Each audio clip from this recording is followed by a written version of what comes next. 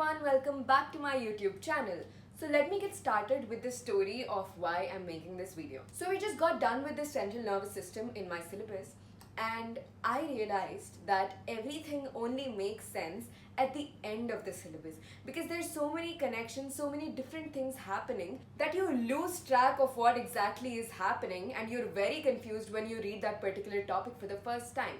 And what I realized was, if I had gotten a basic idea about what each and every structure does before I started central nervous system, I would have been at a better page when it comes to coping up with the syllabus. So in this video, I'll be covering everything that I wish I knew before starting central nervous system. Also some basic things so that you guys who are probably in 12th grade or 11th grade right now also understand what I'm talking about. I really hope you like this video. Even if you are not a medical student, you can just watch it for information. I'm totally not making this video because I miss my board.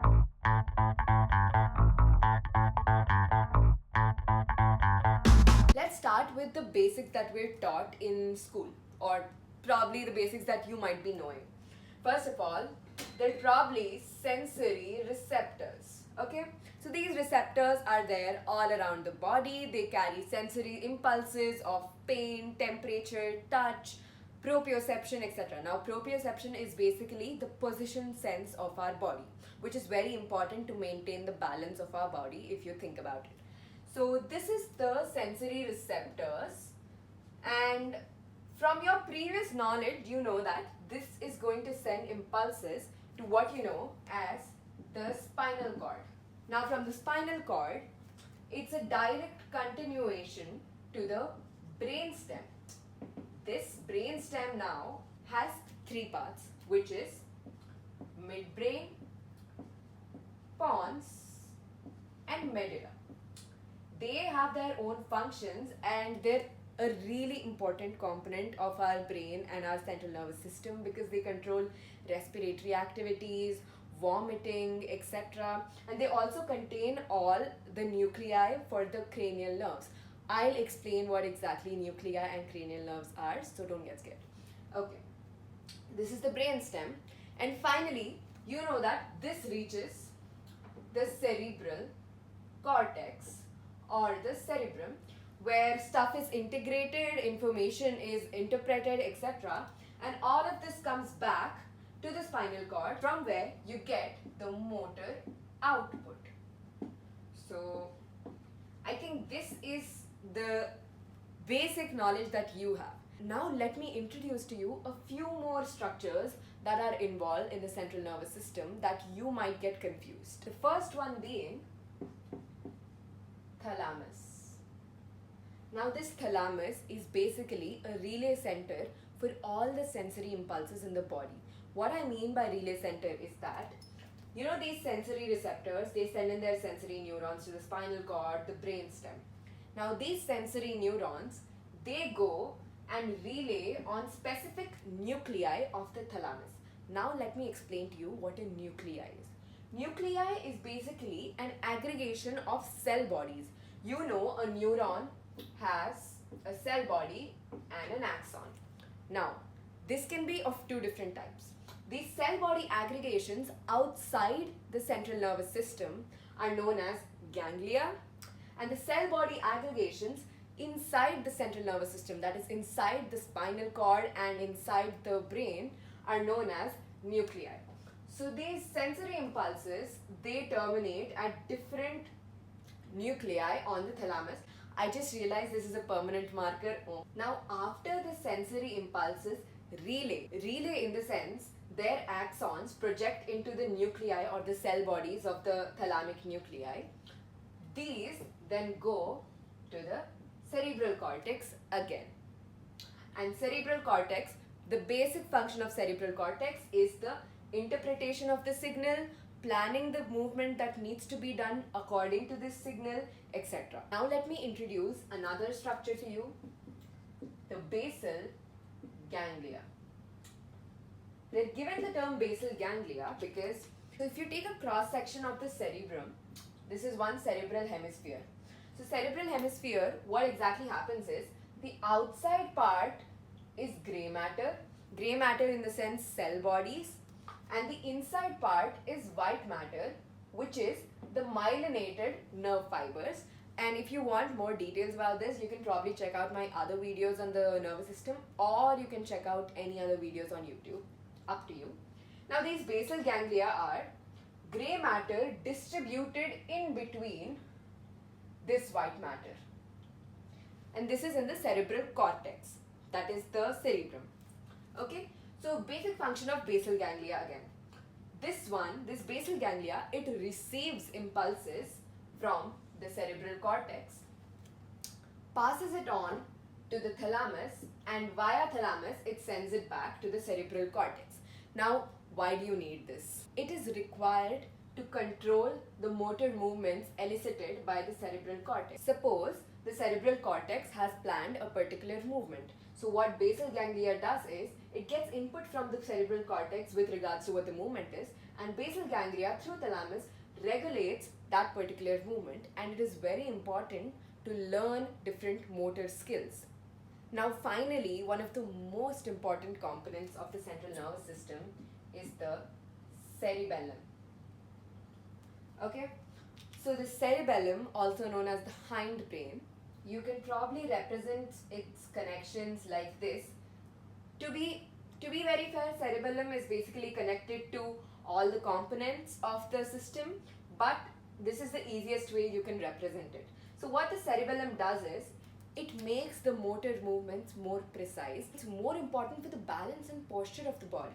So how does this regulate the precision of motor skills?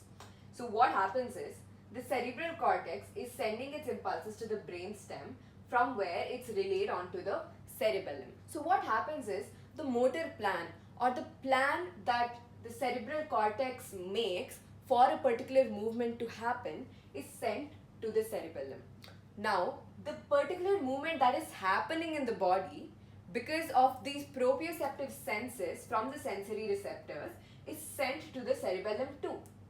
Now, cerebellum compares the initial plan sent by the cerebral cortex and the thing that is actually happening sent by the rest of the body, and then makes corrections to it in order to make our movement more precise. And this is literally the most basic way I can explain all the connections of the central nervous system to you. And if you're confused, there were a lot of things I was confused as a teenager. Okay, I'm still a teenager. As a 11th grader or 12th grader. The first confusion being, what are cranial and spinal nerves? Okay, fine. Now, spinal nerves. I made an elaborate video on this. You can go check it out. Spinal nerve contains sensory, motor, sympathetic and parasympathetic fibers, and they arise from the spinal cord. This is the spinal cord, okay? And these spinal nerves, they arise from each segment of the spinal cord. They take in sensory impulses through the dorsal root ganglia. Remember what I talked about ganglia? Ganglia is cell body aggregations outside the central nervous system, and nuclei are the cell body aggregation within the central nervous system.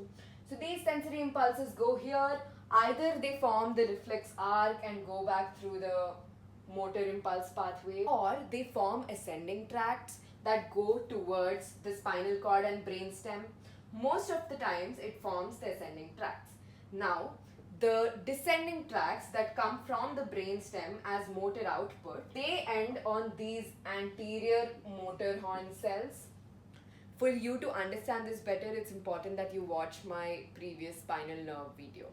Now, these are basic spinal nerves. Now, what about cranial nerves? There are 12 cranial nerves, that is olfactory, optic, oculomotor, etc., etc. So these cranial nerves, their nuclei lie in the brainstem. So at this point, you should be knowing what nuclei are. So these cranial nerves, for example, this is a cross section of medulla. This is a nuclei for one of the cranial nerve. So this cranial nerve arises from here. For example, let's talk about trigeminal nerve. Trigeminal nerve is one of the cranial nerves. So its nuclei, it lies somewhere in the brainstem. From there, its fibers come out and they go and do their own function. And trigeminal's function being the sensory supply to the face. So different cranial nerves have different functions which you have to learn about. So just don't get confused between cranial and spinal nerves, is all I have to say. And another really dumb realization that I had after finishing central nervous system is that everything in the central nervous system is made up of neural tissue. And I don't know why I found that really fascinating, but apparently it is. And this is all I have to cover in the academic aspect. Now, coming to the other aspects. One thing that I wish I had done before starting CNS was make legit notes, because the problem with CNS is that it's confusing in different books. So unless you have a proper note about what is the function or the connection of a particular structure, you'll not be able to remember it effectively. So I decided to make notes in my second revision. I don't know when that'll be, but I'll definitely do so. And the second thing is that whenever you find a term that you're confused about, there were a lot of terms that I was confused about which came up in CNS, but I let them go.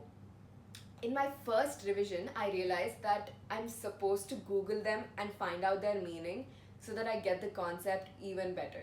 So make sure you understand each and every line that you're reading, because if you don't do that, your concepts are going to be really kacha, and you won't be really satisfied with the way you've understood that particular topic. I think that was it for today's video. I hope it wasn't really confusing. This was the most impromptu video I've ever made, just because I wanted to use my board and I hadn't met you guys in long. So yeah, that's it for today's video. And again, I've decided that I'll be posting on a monthly basis, or probably whenever I want, because of several reasons. Number one being, there's a lot on my plate and I need to really concentrate on studies, plus I took up a research-ish kind of project. And secondly, there has been a lot of issues with my YouTube monetization, which basically means I'll never get monetized. Yeah, that's an issue. Anyways, the point is that I'll definitely be connected with you guys, and I'm so grateful for each and every one of you who stuck around, and I really hope everyone's doing good, and my DMs are always open for any kind of questions. You can definitely hit me up. Alright, so thank you so much for watching. This was it for today's video. I hope it wasn't too confusing. So yes, bye.